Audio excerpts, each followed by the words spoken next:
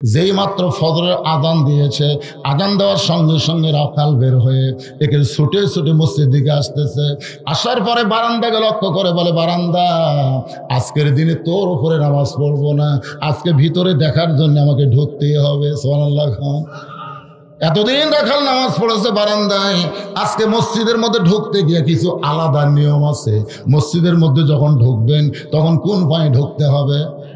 শুধু ডান পায়ে ঢুকলে হবে না, জবান খুলে একটা দোয়া পড়া লাগবে। এই দোয়াটাকে আপনারা জানেন? আল্লাহুম্মা আফতাহ, সকলে পড়েন, আল্লাহুম্মা আফতাহ আবওয়াব রাহমাতিক। এই দোয়াটা পড়ে রাখাল মসজিদের মধ্যে ঢুকে সামনে কাতারে যাবার চায়। রাখাল যখন সামনে কাতারে যাবার চায়, প্রত্যেকটা সাহাবী নড়ে সরে রাখালকে সামনে যাওয়ার রাস্তা করে দেয়। রাখাল মনে মনে কয়, কে রে, বারান্দার থাকলে একদিন কি ভাবলাম যে মসজিদের মধ্যে দামি দামি, আমি কম দামি, আজকে ভিতরে ঢুকে দেখতেছি হারাও যা আমিও তাই। এটা কিন্তু ভিতরে না ঢুকলে বোঝা যাবে না। আমি নিজের চোখে দেখছি আওয়ামী লীগ, বিএনপি, জামাত, তিনজন মুসল্লি, একটা হুজুরও নেই, খালি বারবার ঘড়ি দেখতেছে, এখন নামাজের সময় হয়ে গেছে, একটা হুজুরও নেই। তখন জামাত ইসলাম বলতেছে, ভাই নামাজের তো টাইম হলো রে, এখন ইমামতি করবি কে? আওয়ামী লীগ বলতেছে, কথা তো তাই রে, বিএনপি বলতেছে একই কথা ভাই। তখন জামাত ইসলাম বলতেছে, একটা কাম করা হোক, তোমার দল এখন ক্ষমতা আছে, তুমি সামনে যাও। আওয়ামী লীগ বলতেছে, জোড়া হাত করে বলতেছে, ভাই ওই সামনে আমাকে যাবার কোশ না, আমি মাঝে মধ্যে নামাজ পড়ি কিন্তু সামনে আমি কোনোদিনও যাইনি। বিএনপি বলতেছে, খুব বেশি পারলে আকামাত দিবার পারি, আমি সামনে যাবার পারি না। জামাত বলতেছে, তোরা যদি চাস তাহলে আমার আপত্তি নাই। আওয়ামী লীগ বলতেছে, তাহলে সামনে যা। এখন জামাত ইসলাম সামনে যা বলতেছে, ভাই তোরা যে নিয়ত করবি, নিয়তের মধ্যে কি বলবি?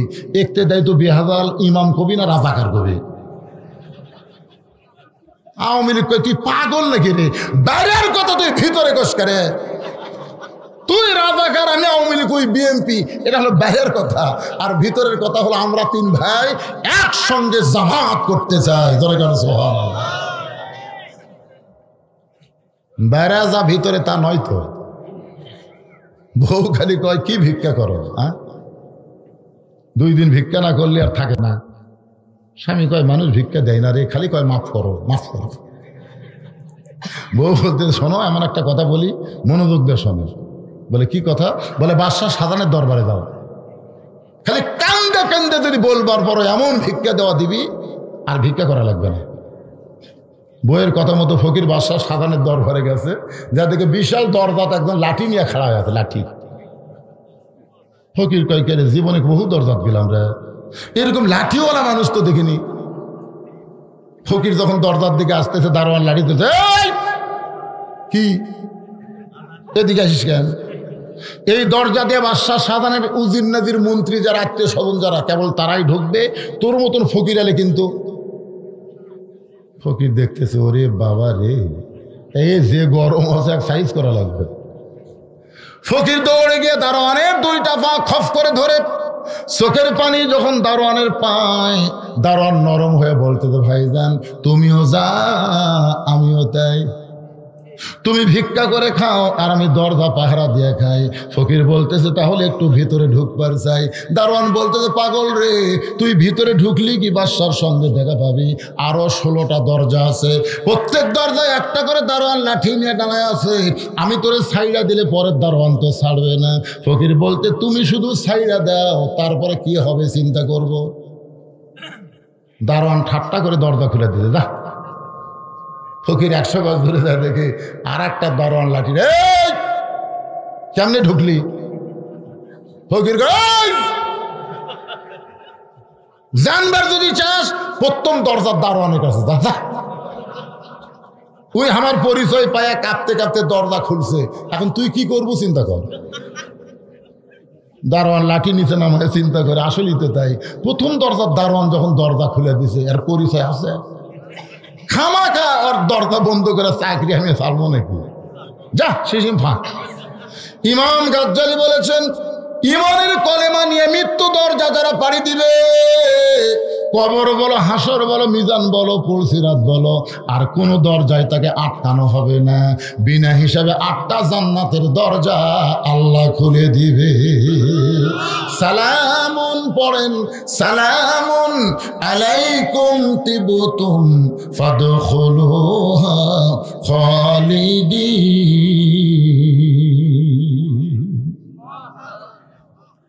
আপনাকে এলাকাতে আল্লাহু আকবার কয় না নাকি রে? তো প্রধানমন্ত্রী বলতেছে, বাবাজি এত দরজা পাড়ি দিয়ে কেমনে আসলেন? ফকির বলতেছে, বাদশাহ সাদান কোথায় সেটা কত?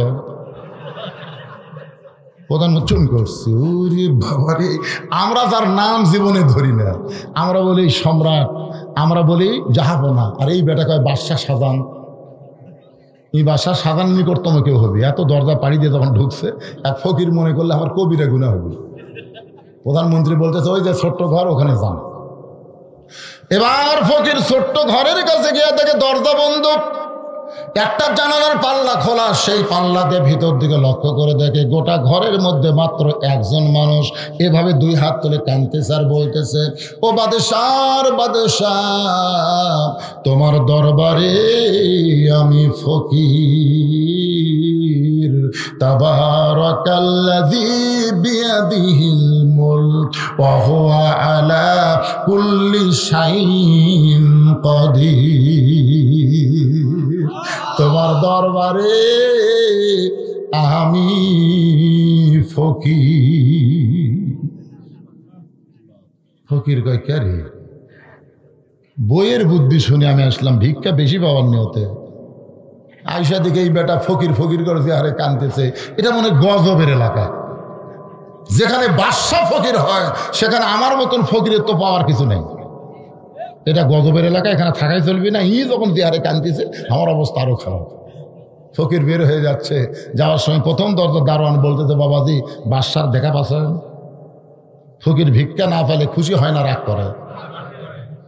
এমনি তো কি ক্যাপাসিটি করে ঢুকছে, তারপর আবার বলতেছে বাদশার সাথে দেখা হচ্ছে। ফকির চিল্লা বলে, দারোয়ানের বাচ্চা দারোয়ান, খালি দরজা পাহারা দেখাস, ভিতরের খবর জানিস? খালি দরজা পাহারা দিলে হবে না, ভিতরের খবর জানা লাগবে। তোমরা যাকে প্রধানমন্ত্রী বলে, দেশ নেত্রী বলে, মানুষ কল্লা বলে পূজা করতেছো, একবার ভিতরে ঢুকে দেখো তোমাদের প্রধানমন্ত্রী 2 হাত তুলে আল্লাহর কাছে ফকুন্নি ফকুন্নি বলে কাঁদতেছে। ধরে কোন কথা ঠিক না? সবকিছুর মালিককে। খালি দরজা পাহারা দেশ, ভিতরে খবর জানিস? তোরা যাকে বাদশা বাদশা বলে পূজা করতেছিস, আমি নিজের চোখে দেখে আসলাম ফকির হয়ে কাঁদতেছে। দারোয়ান আরো দরজার দারোয়ানকে বলতেছে, আয় আয়। বলে কি জন্যে? বলে দরজা পাহারা দিয়ে লাভ নেই, ভিতরে মৌলবাদী রাজাকার ঢুকছে। সমস্ত দারোয়ান একত্র হইয়া কেউ ফকিরকে লাত্তি মারে, কেউ কিল মারে, কেউ খুশি মারে। ফকির চিল্লায় বলে, আরো মার, আরো মার। দারোয়ান গুলো বলতেছে, আরো মার কেন? বলে নকলের কাছে সে আমি আসলের খবর পাইছি। আমি নকল বাদশার কাছে সে আসল বাদশার খবর পাইছি। সে আসল বাদশাকে আরো জোরে। ভাইজান, একটু ভিতরে না ঢুকলে আসল খবর জানা যাবে না। ফকির বাহির থেকে মনে করেছিল বাদশাহ শাহজাহান, কিন্তু ভিতরে ঢুকে দেখলো বাদশাহ শাহজাহান বাদশাহ না, বাদশাহ হলো আমার আল্লাহ। এতদিন দারোয়ান মনে করেছিল ভিতরে দামি দামি সাহাবি, কিন্তু আজকে ভিতরে ঢুকে দেখতেছে ওরাও জাহানিও তাই। সামনে যাবার চাইলে কেউ আটকায় না, কয় যা। দারোয়ান রাখাল যাইতে যাইতে একেবারে সামনে কাতারে, সুবহানাল্লাহ। মেহরাব বরাবর উমর ফারুককে দেখার জন্য মেহরাব বরাবর দ্বিতীয় কাতারে ফজরের 2 রাকাত সুন্নত নামাজ আদায় করলেন। ফজরের নামাজের পূর্বে 2 রাকাত সুন্নত রাসূল বলেছেন, আসমান জমিন বিক্রি করলে যত দাম হবে ওই দামের টাকা যদি তুমি দান করো, এর চাইতে বেশি সওয়াব ফজরের 2 রাকাত সুন্নতে। খালি সুবহানাল্লাহ করলে হবে না, আজকে ওয়াজের পরে ফজরের নামাজ পড়া লাগবে।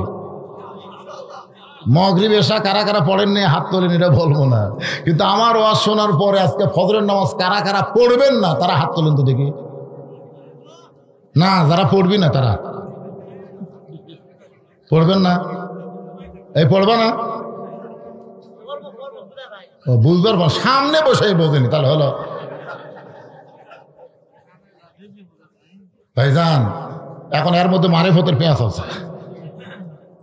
যাই হোক, আল্লাহ কবুল করুক, জোরে কেন আমিন। একটু মনোযোগ দিয়ে শুনবেন। ফজরের নামাজের পূর্বে 2 রাকাত সুন্নত নামাজ পড়ে রাখাল চুপটি করে বসে আছে। এমন সময় একজন সাহাবী মসজিদের মধ্যে ঢুকে দেখে জায়গা দখল। যেই সাহাবী মসজিদের মধ্যে ঢুকছে সে সাহাবীর নাম হলো ওসমান গনি। জোরে কোন নাম কি? ওসমান গনি। ঢুকে দেখে জায়গা দখল, আমার জায়গাত কে যেন বসে আছে। ওসমান গনি চিন্তা করে, আমার জায়গাত কে রে? আপনাদের কাছে ফতোয়া তালাশ করতেছি, মসজিদের মধ্যে কারো জায়গা কি নির্দিষ্ট আছে? কিন্তু ওসমান গনি কথা বলার পেছনে কারণ আছে। কারণটা হলো আল্লাহ রাসূল বলেছেন, আমি যখন ইমামতি করব আমি বরাবর পিছনে যিনি নামাজ পড়বে তার নাম আবু বকর। আবু বকর যখন ইমামতি করবে, আবু বকর বরাবর পিছনে যিনি নামাজ পড়বে তার নাম ওমর। ওমর যখন ইমাম হবে, ওমর বরাবর পিছনে যিনি দাঁড়াবে তার নাম হলো ওসমান। ওসমান যখন ইমাম হবে, ওসমান বরাবর পিছনে যিনি দাঁড়াবে তার নাম হলো আলী। আলী যখন ইমামতি করবে, আলী বরাবর পিছনে। এ কথা বলে রাসূল কারোর নাম কয় না। সাহাবের বললেন, এ রাসূলুল্লাহ, হযরত আলী যখন ইমামতি করবে, আলী বরাবর পিছনে কে দাঁড়াবে? রাসূল চোখের পানি নিয়ে বললেন, মা ইয়ান্তিকু আনিল হাওয়া ইন হুয়া ইল্লা ওয়াহয়ুন ইউহা। আমি রাসূল বলতে পারি না যতক্ষণ আমার আল্লাহ না বলাই। এই পর্যন্তই বলার হুকুম পাইছি, এই পর্যন্তই হলো খোলাফায়ে রাশেদা। সুবহানাল্লাহ, জোরে কর না কেন? তাহলে ওমর ফারুক যখন ইমাম হবে, ওমর ফারুক বরাবর পিছনে কে? এতক্ষণ কি শুনলেন? নাম কি? কিন্তু আসা থেকে জায়গা দখল। ওসমান গনি দেখে রাখালের পাশে একটু ফাঁকা জায়গা আছে। ওই ফাঁকা জায়গার মধ্যে তিনি ফজরের 2 রাকাত সুন্নত পড়ে রাখালের দিকে 3 বার তাকাছে। 3 বার। ধরে কোন কয়বার? একবার তাকাতে রাখাল, 2 বার তাকাতে রাখাল, 3 বার সেই তাকাছে। রাখাল লাভ দুটো বলতে চাই, এই বারবার আমার দিকে কি দেখিস মিয়া? মূর্খ মানুষের দিকে যদি বারবার তাকান, ওই খুশি হয় না রাগ করে? রাখাল লাভ দুটো বলে, এই বারবার কি দেখিস রে? ওসমান করে লাভ দুটো বলতে, তো ভাই জানি এত রাগ করছো কেন? তোমার পরিচয় কি? বলে, আমার পরিচয় হলাম রাখাল। যেই বলছে আমার পরিচয় রাখাল, ওসমান গনি মুচকে মুচকে হাসতেছে। কারণ যারা রাখাল হবে তাদের ভাষা নরম চলবে না, তাদের ভাষা গরম হতে হবে। ওসমান গনি মুচকি মুচকি হাসতেছে। যাকরে, আসল লোকের দেখা পাচ্ছে। সুবহানাল্লাহ। আল্লাহ রাসূল বলেছেন, কিয়ামত পর্যন্ত আমার উম্মতদেরকে আল্লাহ রাখালের দায়িত্ব দিয়ে প্রেরণ করেছে। রাখালের দায়িত্ব। এখন আপনারা চিন্তা করতেছেন, হুজুর আমার তো গরু ছাগল নাই, আমি কিসের রাখালি করব? আমার তো গরু ছাগল নাই, আমি কিসের রাখালি করব? আপনি চোখ বন্ধ করে দেখেন, আছে। সবাই চোখ বন্ধ করে দেখেন, আছে। আছে। আপনার বাড়িতে 45 বছরের একটা গাভী আছে নাই? আমার বাড়িতে একটা আছে। 45 বছরের গাভী মানে আমার বউ। আপনার চোখ বন্ধ করে দেখেন, আপনার বাড়িতে 22 বছরের একটা আইডিয়া আছে। আইডিয়া হলো আপনার ছেলে। একটু ভালো করে খেয়াল করে দেখেন, 17 বছর একটা বকনা আছে। বকনা মানে আপনার মেয়ে। এই 3টার উপরে আপনার রাখালি করতেই হবে। যদি 3টার উপরে রাখালি করবার না পারেন, আপনি যতই ইবাদত করেন, আপনি জান্নাতে যাওয়ার পারবেন না। আদম নবী বলল, আল্লাহ আমার কি দোষ? আমাকে খামাকে জান্নাত থেকে বের করে দিচ্ছেন। আল্লাহকে, আদম তোর বড় দোষ হলো তোর বউ কি করছে তুই খেয়াল করিস নি। তোর বউ গন্ধম গাছের কাছে কখন গেল? আদম কয়, আমি খেয়াল করিনি। হাওয়া কখন গন্ধম ফল পারলো? আমি খেয়াল করিনি। হাওয়া কখন গন্ধম খালো? আমি খেয়াল করিনি। তো বিয়ে করছে তুই, খেয়াল করবো আমি? এখন স্বামী হিসাবে আপনার 45 বছরের গাভীকে খেয়াল করার দরকার আছে না? এ কথা কর না। গাভী ঠিক মতো দুধ দেয় কিনা? হ্যাঁ, এই দুধ মানে কোন দুধ একটু চিন্তা করে বোঝেন ভাইজান। এশার নামাজ আপনি মসজিদে বললেন, আপনি নিয়ত করেছেন বাড়িতে গিয়ে দেখবো আমার বউ জায়নামাজের উপরে নামাজ পড়ে তসবিহ পড়তেছে, এই নিয়তকের বাড়ি ঢুকে দেখেন আপনার গাভী স্টার জলসা দেখতেছে, স্টার জলসা করে কেরে। আপনার 22 বছরের ছেলে সারাদিন ঘরে এমন একটা ফুল প্যান্ট পরে যেইটা পরে বসা যায় না, ওই ছেলে যতবার দিনে পেশাব করছে, দাঁড়ায় পেশাব করছে। আপনার বলেন তো দাঁড়ায় পেশাব করলে পেশাব কি ঠিক মতো নিংড়ে? পেশাব যে সেন্টটা নিচে পেশাব টপ টপ করে পড়ে ওর নিচের আন্ডার প্যান্ট, নিচে যে প্যান্ট থাকে ওটা ভিজে গেছে, পেশাব দিয়ে ভিজে গেছে। ছোটবেলায় পেশাব করলে করে কান্না উঠতো, মা দৌড়ে এসে বলতো আমার সোল পেশাব করছে রে, এই সোল খুব ভালো রে, পেশাবের উপর থাকে না রে। পাশা মুছে দিয়ে আবার নতুন একটা কাপড় দেয়। আর ওই যে সকালবেলা শুরু করছে পেশাব করা, সন্ধ্যা পর্যন্ত 5 বার করছে, প্রত্যেকবারই আদি ছটাক করে পেশাব টপ টপ করে পড়ছে। পরে আন্ডার প্যান্ট ভিজে গেছে, ওটা আবার ওই যন্ত্রের তাপে শুকে গেছে।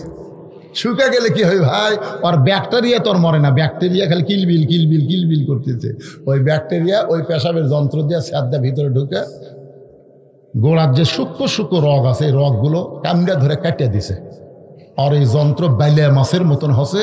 এখন দেওয়ালত যায় কলিকাতা হারবাল পোস্টার দেখতেছে, জোরে কোন কথা ঠিক কিনা? এই রাখাল, আপনার 22 বছরে আড়িয়া কি করতেছে আপনার খেয়াল করা লাগবে না? আপনি ছেলের সুস্থতার জন্য 6000 টাকার কম্বল কিনে দিচ্ছেন, শীতে যেন আমার ছেলে কষ্ট না পায়, কিন্তু ছেলের বদ অভ্যাস হলো চোখে মুখে কম্বল দিয়ে ঘুম পাড়ে। মা বলতেছে তোমার ছেলে মরবি, নিঃশ্বাস আটকে, দেখো তো কিভাবে ঘুমাইছে। বাপ কয় আসলে তো আমি খেয়াল করিনি, এত ওজনের কম্বল, যাই একটু টান দিই। মা কয় যাও আস্তে আস্তে যাও, ঘুমিয়ে যান, ক্ষতি না। বাবা আস্তে আস্তে যায়, কম্বল টান দিয়ে দেখে বউ কয় কে রে, স্বামী করতেছে, সোল মরলো নাকি? কাছে কে বলতেছে কি হয়েছে? ঘরের মধ্যে বলবো না, বেড়াছ ছাওয়াল কি মরছে? কয় মরেনি, আর ইমান মরছে রে। ওই ঘুম আসেনি, চোখে মুখে কম্বল দেয়, ভিতরে মোবাইল সেট করছে। হায় হায়, মোবাইলের মধ্যে কি দেখতেছে? এ আইডিয়া রে, আইডিয়া আইডিয়া কি করতেছ? আপনার 17 বছরের বকনা মেয়েটা হাইল পরে গোটা পাড়া ঘুরতেছে। এই ফরিদপুরের একটা যুবককে সে মেয়েটা ভালো রাখে নাই, খালি ঘরে পরিমণির মতন, কখনো অন্যা এইরকম দেয়, কখনো অন্যা ঘুরে এইরকম দেয়। ছেলেরা দেখতে দেখে লাইট জ্বলতেছে। একটা খারাপ মেয়ের জন্য গোটা পাড়ার যুবকেরা স্বপ্ন দোষে জীবন নষ্ট করতেছে। আপনার মেয়েটার উপরে আপনার রাখালি করার দরকার আছে না নাই? জোরে কর, আছে না নাই? বাজান আমার মা বোনেরা যারা পর্দার অন্তরালে মা, আপনাদের জন্য আমার ওয়াজ হলো, আপনারা নামাজ কম পড়েন, রোজা কম করেন, কোনো অসুবিধা নেই, কিন্তু আপনাদের পর্দাটা বেশি খেয়াল করা লাগবে। কারণ মেয়ে মানুষেরা যদি পর্দার আমলটা ঠিক মতো করতে পারে, খাতুনে জান্নাত ফাতেমার সঙ্গে আল্লাহ তাকে জান্নাত দিয়ে দিবে। পাশের থিওট গ্রামে আমি মা ফাতেমা নিয়ে অনেক ওয়াজ শুনেছি, আজকে আর শোনাবার পারতেছি না, তবে কিছু কথা আমি ওয়াজের শেষের দিকে মা বোনদের জন্য বলবার চাই। এবার চিন্তা করতেছে হজরত ওসমান রাখাল হওয়ার কারণে গরম হয়েছে, বলতেছে ভাইজান আজকে আপনাকে সামনে কাতারে দেখতেছি, কোনোদিন তো সামনে কাতারে দেখি নাই। রাখাল চিল্লায় বলতে সামনে কাতারে কেন আসবো? আমি মসজিদের বারান্দায় নামাজ পড়ি, আজকে সামনে কাতারে আসার কারণ হলো দেখার জন্য আইছি। আজকে দেখা হয়ে গেলে আর আমি সামনে কাতারে থাকবো না। ওসমান গনি বলে ভাইজান আজকে আপনার দেখা হবে, তার গ্যারান্টি কি? রাখাল বলতেছে আমার চোখের পাওয়ার ভালো আছে। ওসমান বলে ভাই রে, কয়েক বছর হলে সামনে কাতারে নামাজ পড়ি, এখন পর্যন্ত দেখবার পাইলাম না। রাখাল বলে হয়তো তোমার চোখের সমস্যা আছে। ওসমান গনি কয়েক বছর সামনে কাতারে নামাজ পড়ে দেখতে পাইল না।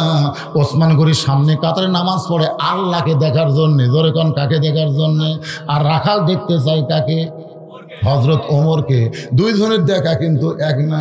রাখাল বলতে ভাইজান আপনার কি দেখার ইচ্ছা আছে? ওসমান গনি বলে ভাই সারা জীবনের একটা সাধনা, একটা বার যদি দেখবার ভাই। রাখাল কয় আমি একটা বারই দেখবার চাই, তুমি দেখবার চাইলে আমার হাত ধরো। রাখাল হযরত ওসমানকে বলতেছে, তুমি যদি দেখবার চাও তাহলে আমার হাত ধরো, আমি নিজেও দেখব এবং তোমাকেও দেখায় দিব।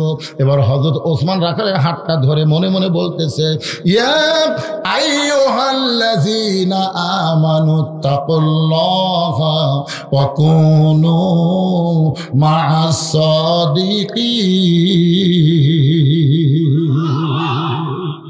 কে হাত ধরছে? কার হাত? চিন্তা করেন, হায়াউন ওসমান সবচাইতে নরম। যারা হজ করছেন, ভাই হজ করছেন তো, ফের এটা হাজী সাহেব একটাও নাই?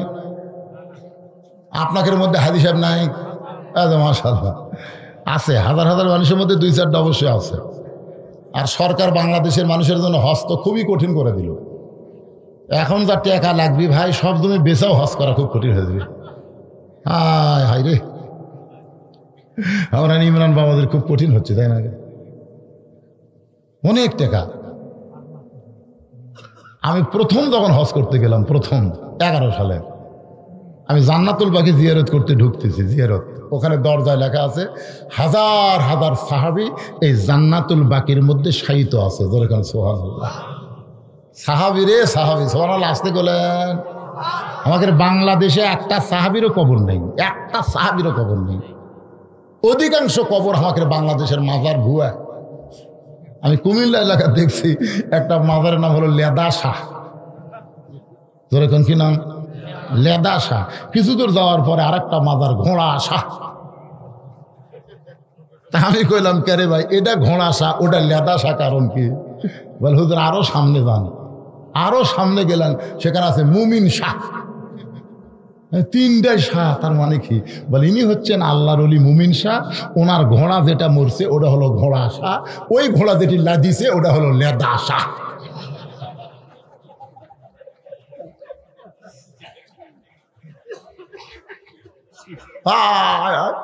লেদা শাহটা কি ভক্তি ভাই, ওটি ঘোড়া লাগিছে সেটাই লেদা শাহ আছে, ওটি ঘোড়া মরিছে ওটা হলো ঘোড়া শাহ।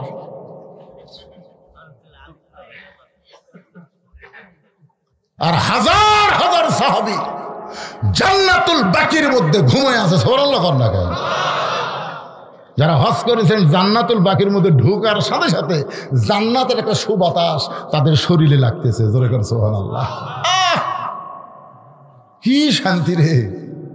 ঢোকার সঙ্গে সঙ্গে যেই কবরটা প্রথম পাওয়া যায় সেই কবরটাই হলো ওসমান গনির কবর।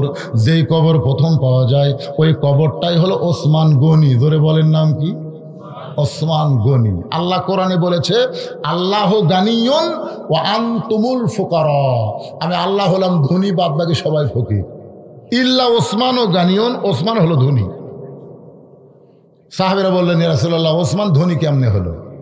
আমরা সবাই ফকির, নবী বলতেছে আমিও ফকির, কিন্তু আমার ওসমান ধনী। সাহাবীরা কয়, হুজুর ওসমান ধনী কেমনে হলো? রাসূল বলে, শুনবার যদি চাও তাহলে শোনো। একদিন এক সাহাবী আমার কাছে এসে বলতেছে, ইয়া রাসূলুল্লাহ, একটু সহযোগিতা করেন। সঙ্গে সঙ্গে রাসূল এইভাবে জুব্বা আলোক করছে, তাকায় দেখে আমাদের নবী ক্ষুধার জ্বালায় পেটে পাথর বাঁধা থছে। গরিব সাহাবী বলে, হুজুর আমার চাইতে আপনি বেশি গরিব। যে যাওয়ার চাচ্ছে বলে, আয় আমার কাছে আয়, আমার সাইলা ফেলা তানহার, এভাবে যাওয়া ঠিক না, বস। গরিব সাহাবীকে আল্লাহ নবী বসায় দিয়ে ডাক দিলেন, আলী। হযরত আলী লব্বাইক বলে, ইয়া রাসূলুল্লাহ, তোমার এই ভাই ক্ষুধার যাতনায় আমার কাছে আইছে, আমি পেটে পাথর দেখাইছি। আলী বলতে তো, হুজুর আজকে 3 দিন হলো আমি কিছু খাইনি, আমার ডাকা লাভ নাই, আপনিও যা ইও তাই আমিও তাই। রাসূল বলে, আলী তোকে ডাকছে কি দেওয়ার জন্যে?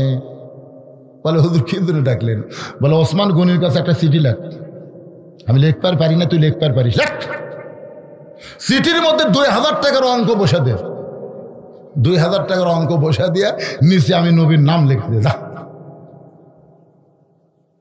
নবীর কথা মতো হয় তাহলে একটা চিঠি লিখে চিঠি নিচে আল্লাহ নবীর নাম লিখে গরিব সাহাবীক দিছে। গরিব সাহাবী চিঠি নিয়ে ওসমানের দরবার যায় থেকে ওসমান গনি আর কেশিয়ার 2 জন ঝগড়া করতেছে। ওসমান গনি বলতেছে, এই কেশিয়ার এই 4 আনা গেল কোথায়? 4 আনা হিসাব দে, হিসাব না দেওয়া পর্যন্ত তোর ছুটি নাই। গরিব চিঠি দেখার চিন্তা করে 4 আনার জন্য যে হারে ধরছে 2000 দিবি। নবীর কাছে গিয়ে বলতেছে, ইয়া রাসূলুল্লাহ, আপনি দিবার পারেন না তাও ভালো, কিন্তু এমন কৃপণের কাছে আমাকে পাঠালেন। বলে খবর কি? বলে 4 আনার জন্য কেশারক ছাড়েনি, তুমি চিঠি দিছা, দেওয়ার পরিবেশই পাইনি। আবার যা। নবীর কথা মতো সাহাবী আবার এসেছে ওসমান গনির দরবারে। আয়েশা থেকে ওসমান গনির কেশিয়ারের কপাল ঘামা ঘাম টপ টপ করে পড়তেছে। আর কিছুক্ষণ পরেই বলতে 4 আনার হিসাব দে, 4 আনার হিসাব দে। গরিব কয় 1-8 ঘন্টা হলে যে ওসমান 4 আনার হিসাব ছাড়তেছে না, কেশিয়ার ঘামা যায় তাও ছাড়ে না। ই যে কিরপন ভাই, এর কাছে 2000 টাকা পাওয়া তো দূরের কথা, চিঠি দেখলে হয়তো ব্যবসা করবে। নবীর কাছে আর যাবো না। নবীর কাছে গেলে নবী আবার পাঠাবি, কারণ না খেয়ে বসে থাকা ভালো, এ অজাতা ঘোরা ভালো নয়। আমি এক ফকিরকে দেখছি, এক দরজাত ভিক্ষা নিয়ে 2 দরজা বাদ দিয়ে আর এক দরজাত খাড়া হয়। আমি বললাম কে ভাই, এ মাঝখানে 2 বাড়ির দরজা বাদ দিলে কেন? ফকির হন, তাহলে বুঝবেন। আমি কই ফকির হইয়া বোঝা লাগবে কি, এখন বোঝা যাবে না? বলে হুজুর কমপক্ষে 10 দিন এই 2 বাড়ির দরজাত ভিক্ষা চাচ্ছি, বাড়ির থেকে এক মেয়ে মানুষ কয় মাফ করো মাফ করো। তো যারা ফকিরের কাছে মাফ চাই, এই শালাকের চাইতে বড় ফকির দুনিয়ার নেই। আমি ওই 2 বাড়ির তালাক দিছি হুজুর, 3 তালাক 3 তালাক 3 তালাক 3, কারণ আমার সময়ের দাম আছে, ওয়াজারটা আমি ঘুরবার পারবো না। যেই দরজাত ভিক্ষা আছে আমি সেই দরজাত খাড়া হবো। সুবহানাল্লাহ।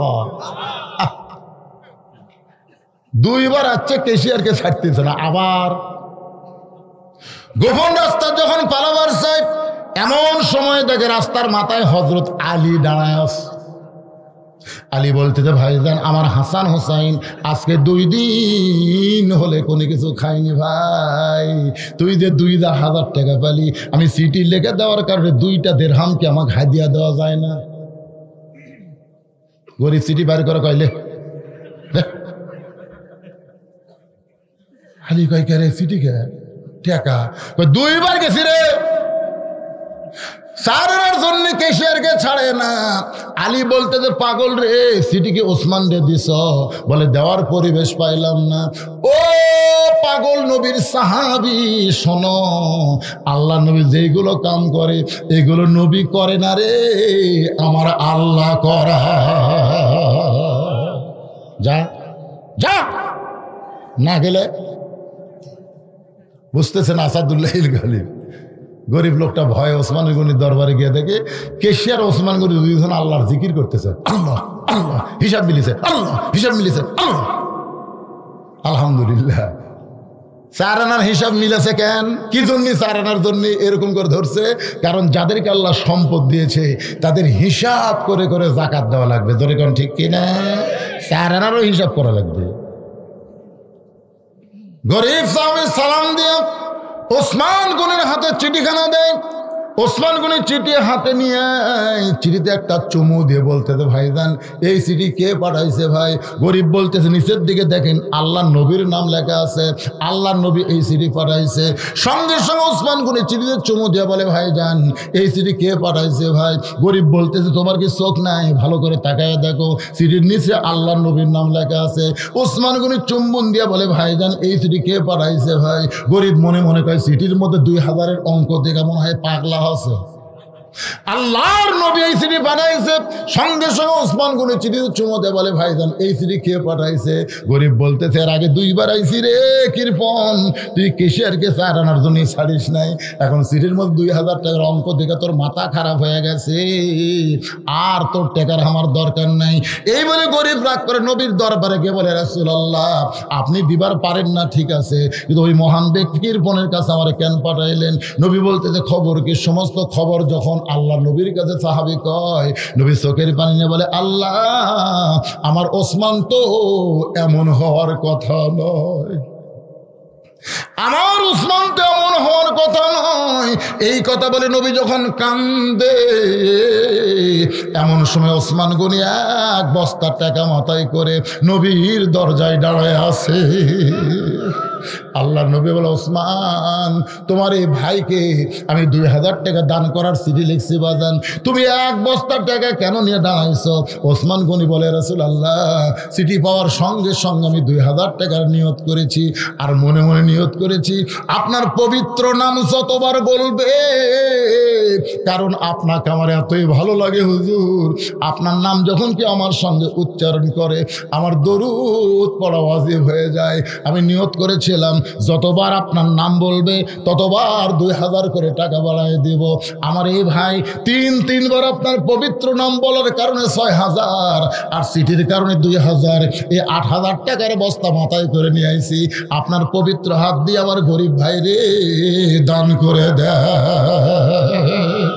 গরিব কান্দে, নবী কান্দের বলে আল্লাহ আমার ওসমানকে আমি কি দিব আল্লাহ, আমার তো দেওয়ার কিছু নাই, আমি পেটে পাথর বেঁধে বসে আছি।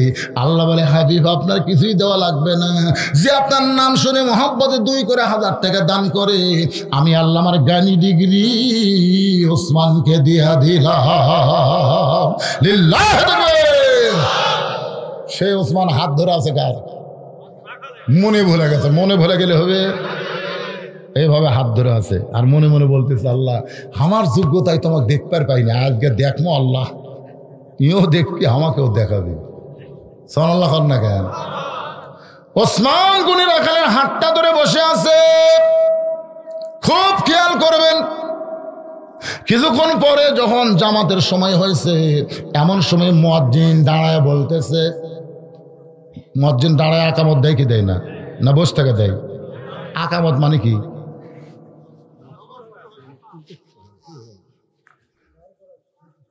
এই একজন বলতেছে দাঁড় করান, ওই সময় কতগুলো সিয়ারত বসে হেলান্দা থাকে, দেখবেন কতগুলো থাকে না?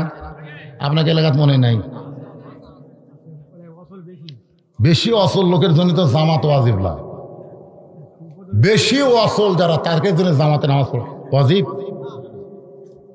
আল্লাহ কোরআনে এ ভাই এই আপনার ওটা বসা করেন কে ভাইরা? এই আপনার আমার ওয়াজকে আপনার বুঝতে পারতেছেন না? ওসমান গনির মতন মহামানব একটা রাখালের হাত ধরে বসে আছে আর আপনারা লাভ দেওয়াটেন, কি মরদ আছেন আপনারা? 2 ঘন্টা পেশাব বন্ধ করে বসে থাকতে পারেন না, আপনারা কি মরদ রে? ঘন ঘন যে মরদ পেশাব করে আর বউ পালা খুব কঠিন। যে যত পেশাবকে কন্ট্রোল করবে আল্লাহ তার যৌবনকে কন্ট্রোল করা তার জন্য সহজ করে দিবে। সুবহানাল্লাহ। এখন তো যৌবন বিদায় নিছে, ছোট ছোট মানুষের চাপা টাকা গেছে। মা বাসা আমার কাছে কান্দে, হুজুর এটা তাবিজ দেন হুজুর, আমার বেটা পরি ধরছে হুজুর। পরি ধরলো কেমনে বুঝলেন? মাঝে মধ্যে গোসল করে, মাঝে মধ্যে গোসল করে, কেন দিচ্ছে মাঝে মধ্যে গোসল করে, কারণ কি? এই জন্য বাজান ওটা বসা করেন না, মারাত্মক ওয়াজ। ওসমান গনি রাখালের হাত ধরে বসে আছে। কিছুক্ষণ পরে মুয়াজ্জিন আকামত শুরু করেছে। যেই মাত্র আকামত শুরু হয়ে গেছে এমন সময় সমস্ত মুসল্লি মসজিদে দাঁড়াইছে, হযরত ওমর মেহরাবের মধ্যে ঢুকতেছে। এখন হয়তো অনেকে চিন্তা করবেন হযরত ওমর মেহরাবে কোন দিক দিয়ে ঢুকলো? যখন মানুষের তৈরি আইন সমাজে থাকে তখন ইমামকে মসজিদের দরজা দিয়ে মেহরাবে আসতে হয়, আর আল্লাহর কোরআন দিয়ে যখন রাষ্ট্র চলবে তখন ইমাম মানে শুধু ইমাম না, ইমাম হলো সমাজের সবচাইতে বড় নেতা। ধরে কোন ঠিক কিনা? ওমর ফারুক যদি মনে করেন কথার কথা মসজিদের দরজা দিয়ে যদি মেহরাবে আসে আর সমস্ত সাহাবী যদি একবার করে মুসাফা করবার চায় তাহলে অবস্থা কি হবে? আর 2-1 সাহাবী যদি কোলাকুলি বোঝেন না, এই জন্য চোরের মতন ওই মেহরাব থেকে একটা দরজা, ওই পারে একটা রেস্টরুম আছে, ওই দরজা দিয়ে ওমর ফারুক মেহরাবের মধ্যে ঢুকে গেছে। মুয়াজ্জিন সাহেব এমন সময় বলতেছে কদ কামাতিস সালাহ, কদ কামাতিস সালাহ, সঙ্গে সঙ্গে রাখাল আল্লাহু আকবার। রাখাল যখন আল্লাহু আকবার কইছে ওসমান গনি হাত ছাড়া দিছে। হাত ছাড়া দিয়ে বলতেছে কে রে ভাই, ইমাম সাহেব ভুল করলে মানুষ লোকমা দেয়, আর এখনো কদ কামাতিস সালাহ মানে আকামতি শেষ হয় নাই, আর তুমি আল্লাহু আকবার লোকমা দিলে। রাখাল বলতেছে এই জন্যই তো তুই কানা, এই জন্যই তুই দেখতে পাস না রে, আমি কি জন্য লোকমা দিলাম মেয়ে তুমি জানো না? পিছনের কাতার থেকে একজন সাহাবী দৌড়ে এসে রাখালের হাত হ্যাঁচকা দিয়ে ধরে, এই পাগলাই, এই কারের সঙ্গে তুই খারাপ ব্যবহার করলি? তুই কারে কানা কানা বলতেছিস? তুই তুই কারে তুই তাকারে তিরস্কার করতেছিস? তুই কি জানিস এই মহামানবকে? রাখাল বলতেছে, আমি বারান্দাত নামাজ পড়ি, আমি ভিতরের কাউকে চিনি না। সাহাবী চিল্লা বলে, পাগল রে, যেই মানুষটাকে তুই কানা কানা বলতেছিস, এই মহামানব হলো আল্লাহর নবীর ডবল জামা জিন্নুরাইন। ওসমান গনির একটা ডিগ্রি কি? এক আহলে হাদিসের বক্তা বলতেছে, হয়তো ওসমান জিন্নুরাইন, ওসমান জিন্নুরাইন। ও শেষ করে আসলে বললাম, ভাই জিন্নুরাইন মানে কি? তা বলে, হুজুর দুই নূরের অধিকারী। আচ্ছা, সেই দুই নূর কে? বলে রোকেয়া আর কুলসুমা। আমি বললাম, তোমরা যদি কও নবী মাটির তৈরি, আবার নবীর মেয়ে তোমরা নূর কও। বাপ যদি মাটি হয়, মেয়ে নূর কেমনে হয়? জিন্নুরাইন বলে দুই নূরের স্বামী, দুই নূরের অধিকারী, তাহলে মেয়েরা নূর হলে বাপ কি? এখন আপনারা বলবেন, হুজুর আপনি কি ফেতনা বাজাবেন নাকি? না, ফেতনা না, নবী মাটির তৈরি। আমরা অনেক সময় কি বলি, আমার জীবনটা মাটি হয়ে গেল রে, এই সরকার ক্ষমতাতে আসার পর থেকে আমার ব্যবসাটা মাটি হয়ে গেল। জোরে কোন কথা, ঠিক কথা কয় না?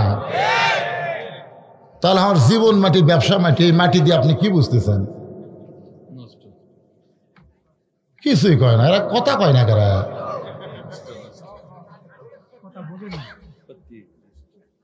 জীবন মাটি রে, এত লেখাপড়া করলাম, চাকরির ঘুষ চাই রে, আমার জীবন মাটি রে। নবী মাটি দিয়ে তৈরি? একজন মানুষকে আল্লাহ মাটি দিয়ে তৈরি করছে, একজন মানুষ, তার নাম হলো আদম। এ হাওয়াকেও আল্লাহ মাটি দিয়ে তৈরি করেনি। হাওয়াকে আল্লাহ তৈরি করছে আদমের হাড্ডি দিয়া, বেঁকা হাড়। জোরে কোন কি হাড়? একবার সাহাবীরা জিজ্ঞেস করলেন, ইয়া রাসূলুল্লাহ, আদমকে আল্লাহ মাটি দিয়ে তৈরি করলো আর হাওয়াকে আল্লাহ হাড় দিয়ে তৈরি করলো, এর ভিতরে কারণ কি? আল্লাহ হলো, মাটির উর্বরা শক্তি হলো বাহিরে। পুরুষ মানুষ যত বাহিরে থাকবে তত পুরুষের দাম আল্লাহ বাড়ায় দিবে। ধরে এখন সুবহানাল্লাহ। মাটির উর্বরা শক্তি কিন্তু ভিতরে নাই। ঘরের মধ্যে আপনি সার খোল যতই দেন, গাছ লাগালে গাছ হবে আর বেড়া। তো পুরুষ মানুষ আদমকে আল্লাহ কি দিয়ে তৈরি করছে? মাটি দিয়ে। আর মা হওয়াকে আল্লাহ কি দিয়ে? হাড় দিয়ে। হাড় বেঁকা বাদ দেন, ও বেঁকা টেকা করার দরকার নেই। হাড় দিয়ে তৈরি করেছে। হাড়ের সৌন্দর্য কি ভিতরে না বাইরে? অ্যাক্সিডেন্ট হয়ে যদি কারো একটা হাড্ডি বের হয়, আপনার বলেন তো এই হাড্ডি কি ডাক্তার বেড়াত হয়? অন্য জায়গার চামড়া কাটা হলো এ হাড্ডি ঢেকে দেয়। তার মানে কি, হাড় যত ভিতরে থাকবে হাড়ের সৌন্দর্য তত বেশি হবে। মেয়েরা যত পর্দায় থাকবে মেয়েদের সৌন্দর্য আল্লাহ তত বাড়িয়ে দিবে। আর পুরুষ মানুষ যত বাহিরে থাকবে, বাতিলের বিরুদ্ধে বাহিরে আন্দোলন করবে, আল্লাহ সেই পুরুষের সৌন্দর্য বাড়াইয়া দিবে। ধরে কোন কথা ঠিক? সঙ্গে সঙ্গে রাখাল ছোট বাচ্চার মতন কাঁদতেছে, চিল্লায় বলতেছে, আমি বারান্দায় নামাজ পড়ি, আমি ভিতরে ঢোকার সাহস পাই না। ভিতরে নবীর দামি দামি সাহাবী, আমি একজন রাখাল সাহাবীর সাথে কেমনে দাঁড়াই? আমি কিন্তু ভিতরে ঢুকবার চাইনি ভাই। আজকে ওসমান গনির সঙ্গে যে আমি বেয়াদবি করলাম, এটা বেয়াদবি করার পিছনে কারণ হলো ওই পথিক। উমর ফারুকের দিকে রাখাল আঙ্গুল তুলে বলতেছে, ওই পথিক আমার সর্বনাশ করছে। ওই পথিক আমারে কইছে, উমরকে যদি দেখবার চাও তাহলে ফজরের নামাজ সামনে কাতারে আদায় করো। শুধু হযরত উমরকে এক নজর দেখার জন্যে আমি ফজরের নামাজ সামনে কাতারে আদায় করতে এসেছি। কিন্তু উমরের জায়গায় যদি পথিককে আমি দেখতে পাই তাহলে তোমরাই বলো লোকমা দেওয়া ছাড়া তোমার উপায় নাই। আমি আল্লাহ আকবার লোকমা দিয়া ওই পথিককে ওই জায়গা থেকে সরাইয়া দিয়া ওই জায়গায় হযরত উমরকে একটা নজর আমি দেখতে চাই। হাজার হাজার সাহাবীরা কাঁদতেছে। সমস্ত সাহাবীরা যখন কান্দে, রাখাল চিল্লে বলে, আল্লাহ, বারান্দায় নামাজ পড়া ভালো, এই ভিতরে কেন কান্দা কান্দি শুরু হয়ে গেল? বারান্দায় নামাজ পড়া ভালো, এই ভিতরে কেন কান্দা কান্দি শুরু হয়ে গেল? ওসমান গনি বলে, রাখাল ভাই, ভিতরে কান্দার কারণ হলো তুমি যারে পথিক পথিক বলতেছো তিনি হলেন হযরত ওমর।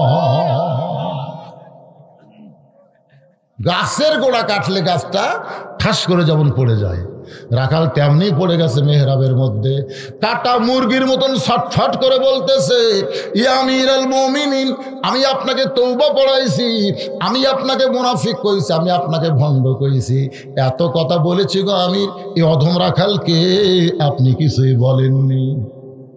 সমস্ত সাহাবেরা চিল্লাইয়া বলতেছে, কে রে, কোন বেদব মেহরাবের ভিতরে কারে তওবা পড়াইছে, কারে মুনাফিক কইছে, কারে ভণ্ড কইছে, কে রে কে?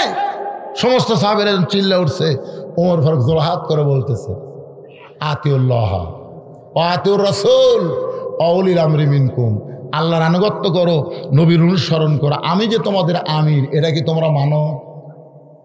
সমস্ত সাহাবেরা বলতেছে 1 কোটি বার মানি, 1 কোটি বার মানি। ওমর ফারুক বলতেছে 1 কোটি বার যদি মানো, যদি তাহলে আমাকে তওবা পড়াছে, আমাকে মুনাফিক কইছে, আমারই ভণ্ড কইছে, এর বিচার হবে আল্লাহর কোরআন দিয়ে। সুবহানাল্লাহ খান। বাংলাদেশের আইন দিয়ে বিচার না, যে চোর বাটকার হলে জামিন পায় আর আলেমগুলা হাত করা লাগায় জেলখানায়। জোরেখান কথা ঠিক কিনা? গতকাল রফিকুল ইসলাম মাদানির সাইজ দেখছেন, যারা ফেসবুক দেখছেন, আমি এটা আবার ছেড়ে দিছি, আমিও ছাড়ছি। আপনার আমার আইডি যাদের সাথে আছে দেখবেন, একটা ছোট্ট মানুষকে গলার বেড়ি দিয়ে, সেখান থেকে রড দিয়ে, পাঁত আবার শিকল দিয়ে, ডান্ডা বেড়ি দিয়ে নিয়ে আসতেছে। কি অপরাধ, কি অপরাধ? একটা অপরাধ হলো কোরআনের মাহফিলে হক কথা বলেছে, নেতাদের চরিত্র তুলে ধরেছে। জোরে কথা কন না কেন? চুরি করছে, ডাকাতি করছে, মানুষ খুন করছে না। ওমর ফারুক বললেন, আমারই তওবা পড়াইছে, আমারই মুনাফিক কইছে, আমারই ভণ্ড কইছে, আর বিচার হবে, এর বিচার হবে, তবে মানুষের তৈরি আইন দিয়ে নয়, আল্লাহর কোরআন দিয়া। এই বিচার কি তোমরা দেখবার চাও? সমস্ত সাহাবীরা বলে, দেখবার চাই মানে? ওমর ফারুক বললেন, কখন দেখবা? নামাজের আগে না নামাজের পরে? এর একসঙ্গে কয়টা কে উঠলো রে? এই কে রে? কিসের মাদ্রাসার ছাত্র? এই সময় ওটা হবে না? না, এই এক পাল একসাথে উঠলে বরকত থাকবে। এরকে হুজুর তা কবিতাই, এরকে হুজুর, ওই মুরগি আর মুরগির বাচ্চা যেরকম। আমি যে এত বড় একটা হুজুর ওরকে বসবার করছি, আর বসবি না, ওরকে হুজুর তা কবিতাই। আমি অনুরোধ করবো, এরকম হাফেজ বাচ্চাদেরকে ওয়াজ শোনা লাগবে না তো, এদের ওয়াজ শোনার কোনো দরকার নাই, এরা নিজেরাই একটা করে ওয়াজ। আমার মাদ্রাসা আছে, হাফেজের মাদ্রাসা, আমি নিজের চোখে দেখছি। এই ছোট ছোট বাচ্চারা, এরা বেগুনা মাসুম, সুবহানাল্লাহ না কেন? আমি জীবনে বহু ওয়াজ ওদের কাছে শিখেছি। ওরা আমার কেউ ওয়াজ শুনবি রে, ওদের কাছে ওয়াজের ফ্যাক্টরি আছে। আমার এক মাদ্রাসার আব্দুল্লাহ 7 বছরের বাচ্চা পেশাবখানা যায়, আমি মমতামিকে বললাম, ইজিহারে কাশতিতে পেশাবের গন্ধ ভিতরে ঢুকতেছে। হুজুরকে, হুজুর এটা তো আসল কাজ না। বলে কি কাজ? বলে এটা পেশাব নিগড়ানোর কাজ। আমি বললাম সুবহানাল্লাহ, যেটা আমি জানি না, আমার মাদ্রাসার আব্দুল্লাহ আমাকে শিখালো। সুবহানাল্লাহ না কেন? এই মাদ্রাসার বাচ্চারা সবসময় আল্লাহর কোরআন নিয়ে থাকে, সবসময় থাকে কি থাকে না? পবিত্র না অপবিত্র অবস্থায়। কোরআনের চাইতে বড় ওয়াজ আছে নাই? সেই কোরআন পড়নেওয়ালা এই সময়ে এদের এত রাত পর্যন্ত ওয়াজ শোনা লাগবে কেন? এখন এরা গোটা কোরআন হেফজ করে মুখস্থ করবে। যে সমস্ত বাচ্চারা এই দীর্ঘ রাত পর্যন্ত ওয়াজ শুনলে, আমরা দোয়া করি আল্লাহ সবাইকে হক্কানে হাফেজ আলেম হিসাবে কবুল করুক। জোরে করে আমিন, জোরে বলে আল্লাহুম্মা আমিন। তবে হয়ে একসঙ্গে উঠে যাওয়া ঠিক না, এতে মাহফিলের বরকত নষ্ট হয়। ওমর ফারুক বললেন, তোমাদের কাছে আমি জানতে চাই, আগে নামাজ লাগে বিচার? কারণ মুয়াজ্জিন আকামত দিয়ে দিছে, আকামত দেওয়ার পরে নামাজ আগে না বিচার আগে? জোরে বলেন কি আগে? সাহাবারা বলতেছে, আমিরুল মুমিনিন, আল্লাহর কোরআনের বিচার দেখার জন্য আপনাকে তওবা পড়াইছে, আপনাকে মুনাফিক কইছে, ভণ্ড কইছে, এটা দেখার জন্য আমাদের মনটা খালি উসকুস উসকুস করতেছে। কিন্তু কি করব হুজুর, আগে নামাজ তারপরে বিচার দেখব। ওমর ফারুক 2 রাকাত ফরজ নামাজের ইমামতি করবেন। 2 রাকাত ফরজ নামাজ আদায় করতে বেশি হলে, খুব যদি বেশি হয়, বড় জোর 5 থেকে 6 মিনিট লাগতে পারে। জোরে কোন কথা ঠিক কিনা? এই 5-6টা মিনিট ওমর ফারুক সাহাবীদের নামাজ পড়বে। আর আমি আপনাদের কাছে এই মাহফিলের খরচ বাবদ, এই কোরআনের মহব্বতে যারা এখানে এসেছেন তাদের কাছে একটু ব্যাগ যাবে, রুমাল যাবে। আল্লাহর হস্তে এই মাহফিলের জন্য, কোরআনের জন্য আপনারা দান করবেন। যার পকেটে টাকা আছে তার কাছে আমার দাবি আছে, দান বাক্স টাকা আসলে দেন না, দান বাক্স ঠেলা দেন। ফেরেশতাকে আল্লাহ পকেট ভরা টাকা দিয়ে মসজিদ দান বাক্স ঠেলা দিল। আল্লাহ কয় দান বাক্স ঠেলা দেয়নি রে, এরা জান্নাতকে ঠেলা দিয়া সরায়া দিছে। কেন আমার রাস্তায় 10টা টাকা যদি কেউ দিয়ে দেয়, এই 10টা টাকা ব্যথা যাবে না, ওই 10 টাকা জান্নাতের ব্যাংকে আমি অ্যাকাউন্ট করে দেব। আখিরাতের আদালতে দেখবে ওই দানটাই তাকে জান্নাতে পৌঁছায়া দিবে। এই জন্য আপনাদের কাছে ব্যাগ যাবে, রুমাল যাবে। এই মাত্র এই মাহফিলের জন্য, কোরআনের মাহফিলের জন্য ভাইজান 10 টাকা, 20 টাকা, 50 টাকা, 100 টাকা, যদি কেউ 500,000 টাকা দান করেন, তাহলে এই টেজে এসে আপনারা দিবেন, ব্যাগের মধ্যে দিবেন না। দোয়া করব বাপ মার জন্য, যাদের বাপ মা কবরে গেছে, আমার মায়েরা, বোনেরা, যারা পর্দার অন্তরালে ওয়াজ শুনতেছেন, মা সবাইকে বলবো আল্লাহর হস্তে, আল্লাহর ওলির মাজারকে কেন্দ্র করে আজকের এই জান্নাতের বাগান লাগছে। মেহেরবানি করে আপনার নিয়ত করে দান করবেন। দানকারী গো পিতা মাতা, সুখে রাইকো কবরে, নূরের টুপি পরাইয়া উঠাবেন। 1000 টাকা দান করে দেয়, সে ওসমান গনির সঙ্গে জান্নাতে যাওয়ার নিয়তে। এতগুলো মানুষের মধ্যে 2,000 টাকা দান করার কেউ নাই। আমি দোয়া করে দেব আল্লাহ যেন তাকে ওসমান গনি রাদিয়াল্লাহু সঙ্গে জান্নাত দিয়ে দেয়। মাত্র 2,000 টাকা দান করার কোন আল্লাহর বান্দা এ হাজার হাজার বান্দার মধ্যে নাই। টাকা পয়সা থাকবে না ভাইজান, কাফনের পকেট নেই, খালি হাতে আমাকে দেওয়া লাগবে, বুঝলেন? যেটা দান করবেন ওটাই আপনার জন্য নাজাতের একটা জরিয়া হবে। আল্লাহ কোরআনে বলেছেন, ওমা তুনফিকু মিন শাইইন ফি সাবিলিল্লাহি ওয়াফা ইলাইকুম ওয়া আনতুম লা তুজলামুন। এই যে কতগুলো মানুষ দেখেন বেয়াদবি করে চলে যাচ্ছে, কত বড় বেয়াদব। এরা ওয়াজ শুনবে কিন্তু আল্লাহর রাস্তায় 1 টাকা খরচ করবে না। এদের সম্পর্কে আল্লাহ বলেছেন, কি বলছেন বলবো? কি বলবো বলছেন আল্লাহ? বলবো এই যারা ওয়াজ শোনে, টাকা পয়সা চালিয়ে উঠে চলে যায়, এদের সম্পর্কে আল্লাহ বলেছেন, ওয়ামিনান নাসি মাইয়াকুলু আমান্না বিল্লাহি ওয়া বিল ইয়াউমিল আখিরি ওয়া মা হুম বিমুমিনিন। এরা বলবে আমরা আল্লাহ বিশ্বাস করি, আখিরাতকে বিশ্বাস করি। আল্লাহ বলেছে এরা ধোঁকাবাজি, এরা হলো ধোঁকাবাজ, এরা আসলে মুমিনই হবার পারে নাই। দুনিয়ার সম্পদ দুনিয়াতে এরা খরচ করবে, আখিরাতের জন্য 1টা টাকাও এরা দান করবে না। ভাইজান, আজকে আখিরাতের সম্বল জোগাড় করার জন্য আল্লাহর রাস্তা আপনারা দান করবেন, যিনি যা পারবেন, জোর জবরদস্তি নাই। আমি খালি 2,000 টাকা আপনাদের মধ্যে চাইলাম। এমন কোনো পাগল যদি থাকে আজকের কোরআনের মাহফিলে 2,000 টাকা দান করবেন, আল্লাহ ওসমান গনির সঙ্গে জান্নাত দিয়ে দিবে। 2,000 টাকা দান করার কেউ নাই? ওসমান গনি বাকি না লগত? বাকির নাম কি ফাঁকি? মানে এখানে 2,000 টাকা হলে কেউ আসেনি মনে হয়। আপনার ওঠেন কেন ভাই রে? সাহাবীরা বসে আছে রে। উমর ফারুক আল্লাহর কোরআন দিয়ে বিচার করবে। আপনারা বাংলাদেশে বহু বিচার দেখছেন, কোরআনের বিচার দেখছেন, তাকে দেখেন কি বিচার দেখছেন বাংলাদেশে। আমার ওয়াজে আপনারা শোনেন নাই যে 6 বছর ধরে আম বাগানে চাষ করছে, 6 বছর। জ্যৈষ্ঠ মাসে দেখবার গেছে আম ধরছে কিনা, যা দেখে গাছের ডালে বসে এক ছেলে পাকা আম পাড়তেছে আর ব্যাগের মধ্যে তুলতেছে। বাগানের মালিক আমি খাইনি, বছর কেউ খায়নি, আর আমার গাছে ছিল তুই আম পাড়তেছিস, তোর বাপকে গিয়ে বিচার দেব। ছেলে খালি মুসকে মুসকে হাসে। বাগানের মালিক বলে হাসিস কেন? বলে বাপকে কোথায় গিয়ে বিচার দেবেন, আমার বাবাও আর গাছে চড়ছে। তাকে দেখো আর বাপ খালি আম পাড়ের বস্তা ভরায়, গাছের নিচে বসে কান্দের, বলে আল্লাহ বিচার দিমু কার কাছে, বেটা ওসর বাপ ওসর। আজকে বাংলাদেশে বিচারের অবস্থা তাই হয়ে গেছে। ধরে কোন কথা ঠিক কিনা? আসল বিচার কাক কয় একটু দেখে যান। আমাদের ভবিষ্যৎ জেনারেশন যেন কোরআনের বিচার বাংলার জমিনে দেখতে পায়, জালেমগুলো যেন জেলখানায় থাকে, আলেমগুলো যেন মুক্ত হয়। ধরে কোন ঠিক কিনা?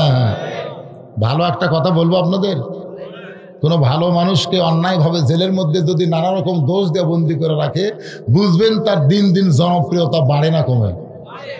ইউসুফ আলাইহিস সালামের জনপ্রিয়তা বাড়ছে না কমছে? আজও বাংলার জমিনে অন্যায়ভাবে যাদেরকে জেলের মধ্যে রাখছে তাদের দিন দিন জনপ্রিয়তা অনেক আল্লাহ বাড়ায় দিছে। ধরে এখন সুবহানাল্লাহ। আমির হামজার ওয়াজে 50,000 লোক হতো, এখন যদি বের হয় 5 লাখ লোক হবে। জোরে কোন কথা ঠিক কিনা? জনপ্রিয়তা কমলো না বাড়লো? সাইদে হুজুরের ওয়াজে যদি 5 লাখ লোক হতো, এখন বের হলে 50 লাখ হবে। আল্লাহর বিচার একটু আপনাকে দেখাবার চাচ্ছি ভাইজান। 6টা মিনিট পর 6 মিনিটে আপনাকে আদায় হয়ে যাবে। আদায় হয়েছে? এই গামছাগুলো ফুটি গেল রে,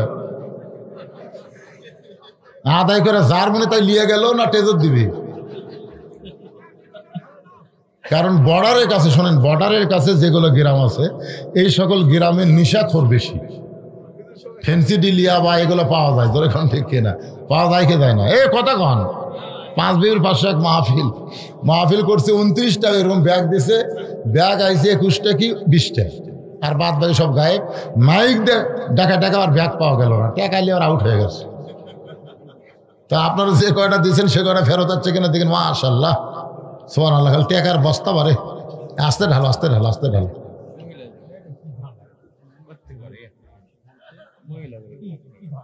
হ্যাঁ, কি মেম্বার সাহেব কি কয়, কি বলছে? হ্যাঁ, পুরুষের এই কটায় আর আছে নাই? দুটাই।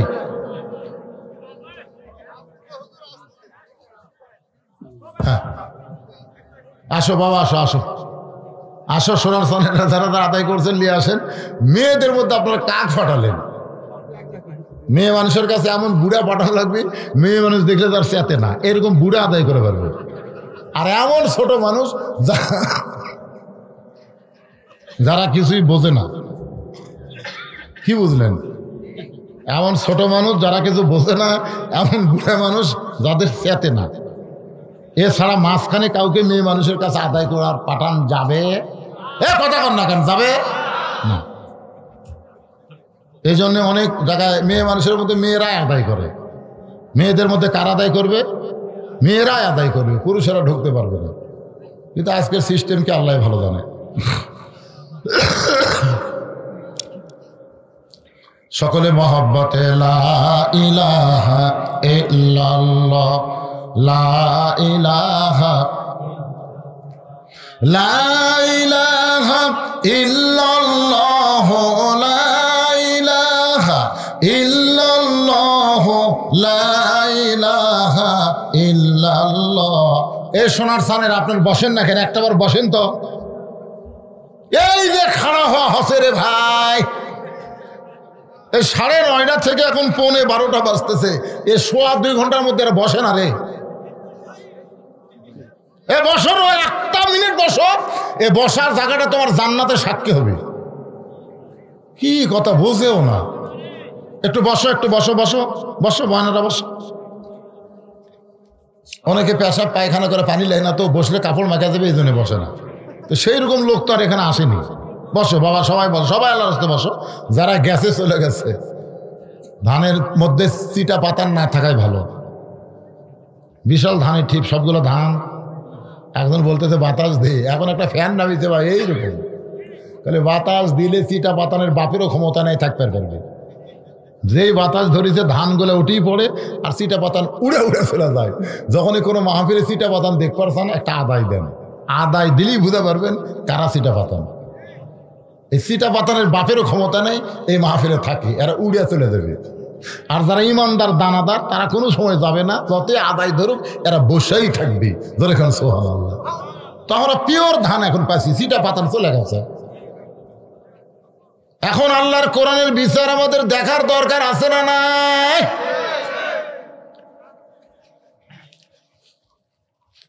হযরত 2 রাকাত নামাজের সালাম ফিরাইছে হযরত ওমর। আল্লাহ রাসূলের আদর্শ সুন্নতের মধ্যে, সুন্নতে নবী, আমার ভাইটা বলছেন যে কোরআন এবং সুন্নতে নবী থেকে আলোচনা করবেন। এত সুন্দর কথা বাংলার জমিনে সবাই বলতে পারে না, কেবলমাত্র ইশকে রাসূল যাদের কলিজায় তাদের জবান দিয়ে এমন সুন্দর কথা প্রকাশ পায়। সুবহানাল্লাহ। সুন্নতে নবী, আমার নবীর সুন্নাত। ফজরের নামাজের পরে, আসরের নামাজের পরে সাহাবীর দিকে মুখ ঘুরে বসা, সাহাবীর দিকে মুখ ঘুরে বসা, এটা হলো সুন্নতে নববী। বলেন সুবহানাল্লাহ। আসরের নামাজের পরে নবী বয়ান করতেন, আর ফজরের নামাজের পরে নবী আলোচনা করতেন। বয়ান মানে ফজিলতের বয়ান। ফজিলত বোঝেন? ফজিলত ও যে বিশ্ব ইজতেমা হলো, কি ইজতেমা? বিশ্ব ইজতেমা হলো, ওই জায়গার মধ্যে খালি ফজিলত। সুবহানাল্লাহ বললে কত লাভ, আলহামদুলিল্লাহ বললে কত সওয়াব। আল্লাহু আকবার তো কয় না, আল্লাহু আকবার কিন্তু কয় না। আল্লাহু আকবার খালি একটা তাকবীর দিলে বর্তমান সরকার ওই জায়গাতে ইজতেমা করবার দিবি না। তোর এখন কথা ঠিক কি না? আপনারা খেয়াল করে শুনছেন, ওই জায়গাতে কিন্তু আল্লাহু আকবার হয়নি। সুবহানাল্লাহ, ও 1 কোটি বার সুবহানাল্লাহ বললেও শয়তান ব্যাপার হবি না, বরং যে আলহামদুলিল্লাহ সুবহানাল্লাহ বলবি, শয়তানের কাছেই বসে থাকবি। আল্লাহু আকবার যদি কন, বাবা শয়তানে এত জোরে দৌড় মারবি, পিছন তার বাতাস বাড়াবি। আল্লাহু আকবারকে শয়তান খুব ভয় করে।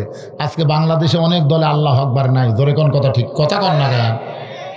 আল্লাহর বিচার দেখার আগে একটু কথা কওয়া লাগবে, মুখ খোলা লাগবে। তো ফজিলতের বয়ান আসরের পরে নবী করতেন। ফজিলতের দরকার আছে না নাই? সূরা মুলকের ফজিলত, সূরা ইয়াসিনের ফজিলত, সূরা ওয়াকিয়ার ফজিলত, এগুলো ফজিলতের ওয়াজ করতেন নবী আসরের পরে।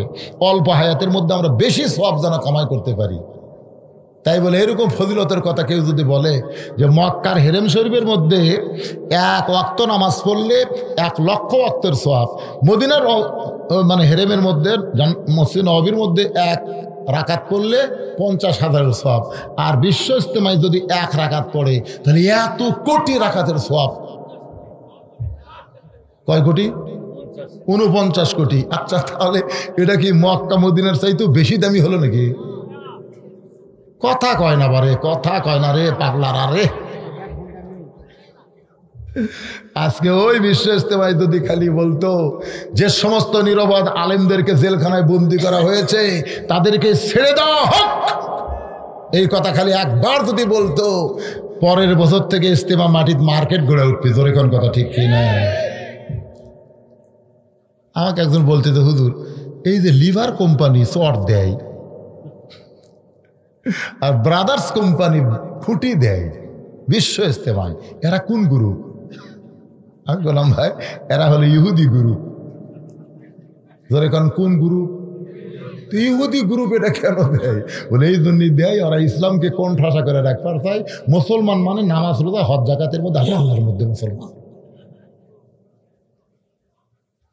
মারাত্মক ষড়যন্ত্র চলতে যায়, মারাত্মক। আমরা বুঝতে পারতেছেন না।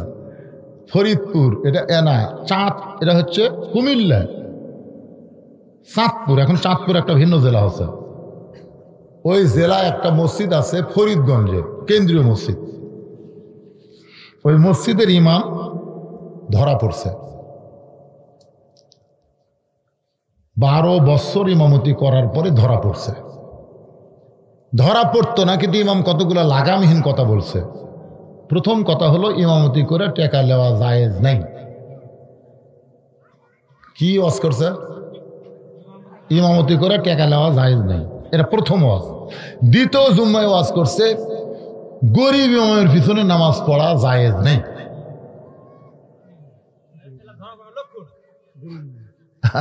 এখন বাংলাদেশে যারা ইমামতি করে তারা ধনী না গরিব? আর যদি টাকা না লাই চলবে কি করে? তখন ওই ফরিদপুর থানার সব ইমাম একত্র হয়ে র্যাব অফিসে কমপ্লেন দিছে, হুজুর হয়ে সুদের বিরুদ্ধে ঘুষের বিরুদ্ধে ওয়াজ না করে ইমামের বিরুদ্ধে ওয়াজ করে কেন? বেপর্দার বিরুদ্ধে, ঘুষের বিরুদ্ধে, সুদের বিরুদ্ধে, এগুলোর বিরুদ্ধে ওয়াজ নাই, নবী নূরের না মাটির, এই লিয়ে ফেতনা বাজায়। ধরে কোন কথা ঠিক কিনা? আমাদের একটু সন্দেহ আছে, আপনারা একটু দেখেন তো। র্যাবের যিনি মেজর তিনি হুজুর ডাক দিছে, ডাক দেওয়া বলতেছে হুজুর একটু ঘরের মধ্যে চলেন। ঘরের মধ্যে যা বলতেছে, মানে ঘরের মধ্যে আশেপাশে খালি পুলিশেরা খাড়াই আছে, র্যাব খাড়াই আছে, হুজুর বসে বলতেছে আপনি কে, যেই কথা আপনি কে চুম করছে। তখন র্যাবের মেয়েদের সন্দেহ দেখে রে আপনি কে বলতে চুমকে উঠলো। তাহলে পরের ভাষা তুই কে, তুই কে রে, তুই সুদের বিরুদ্ধে ঘোষের বিরুদ্ধে কথা কস না, হুজুরের বিরুদ্ধে কথা কস, তুই কে? ঠেলার চোটে কছে স্যার আমি খ্রিস্টান। হায় তুই খ্রিস্টান? চিটাগাঙ্গে একটা গোপন মাদ্রাসায় আমি 2 বছর লেখাপড়া করছি।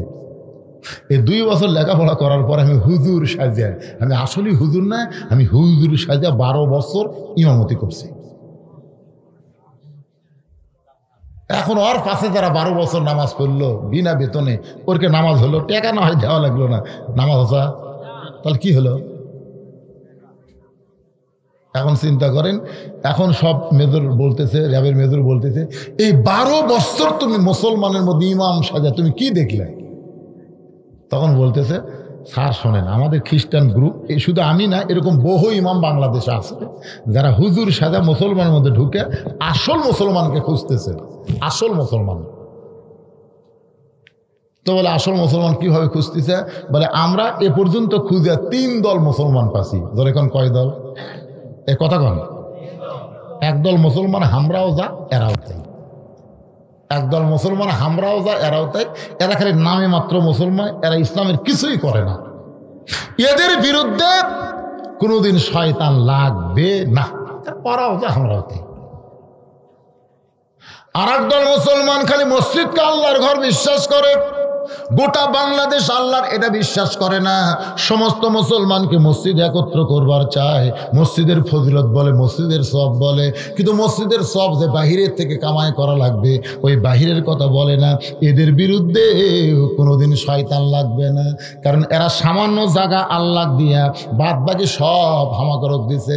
আমাকে অর্থনীতি মানে, আমাকে রাজনীতি মানে, আমাকে সমাজনীতি মানে, কিন্তু মসজিদের মধ্যে গেলে খেলে আল্লাহু আকবার সেজদা দেয়।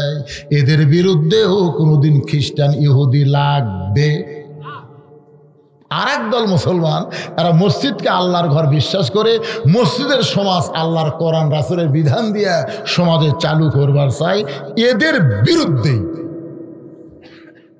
তো বর্তমান বাংলাদেশে মসজিদের সমাজ গোটা বাংলাদেশে চালু করবার চাই, শুধু মসজিদ আল্লাহর ঘর না, গোটা বাংলাদেশ আল্লাহর। এই চিন্তা চেতনায় যারা কোরআনের আন্দোলন করে, এদের বিরুদ্ধে ইহুদি খ্রিস্টান সবসময় তৎপর। ধরে কোন কথা ঠিক কিনা?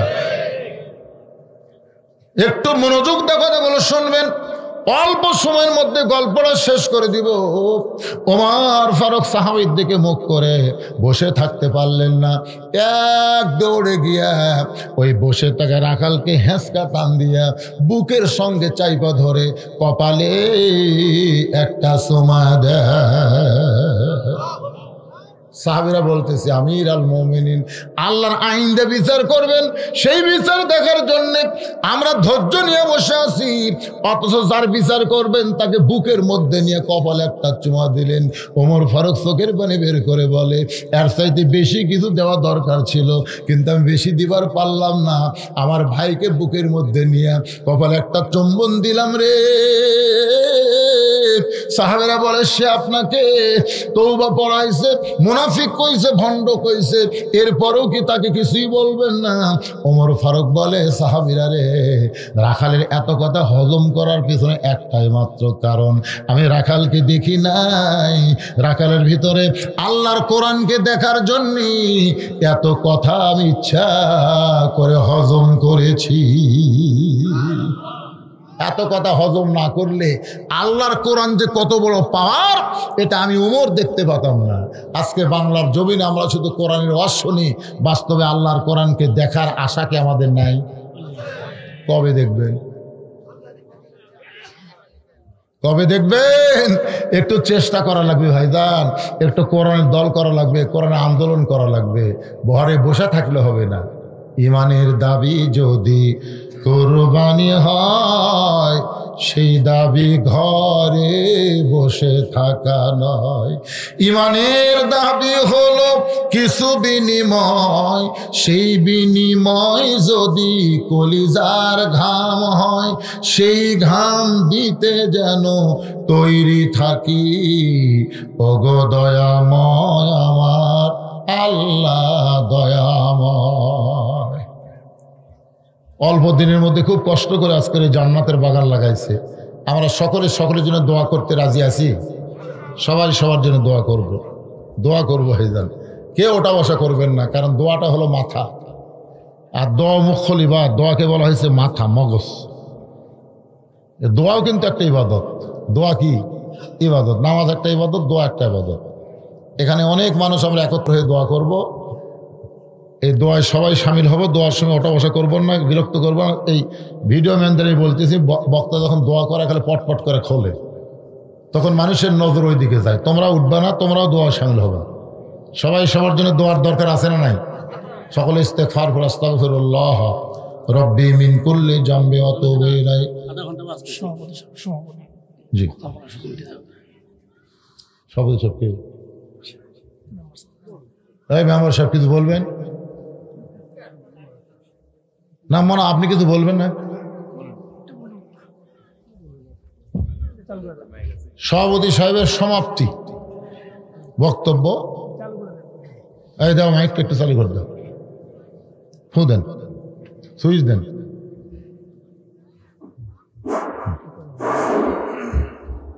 ওটা বসা করবেন না, ধৈর্য নিয়ে বসবেন। আলহামদুলিল্লাহ, আমাদের প্রধান আলোচক মেহমানের আলোচনা উনি শেষ করেছেন। এ পর্যায়ে আজকের এই তাফসীরুল কোরআন মাহফিলের সম্মানিত সভাপতি মহোদয়, আমার শ্রদ্ধাভাজন চাচা, বাদশাহ ইউনিয়নের ৫ নম্বর ওয়ার্ডের সম্মানিত সাবেক মেম্বার, অত্র ঈদগাহ ময়দানের সম্মানিত সভাপতি মহোদয় এবং আজকের মাহফিলের সম্মানিত সভাপতি জনাব মোশাররফ হোসেন বাবুল চাচাকে আমি সমাপনী বক্তব্য দেওয়ার জন্য সবিনয় অনুরোধ করছি।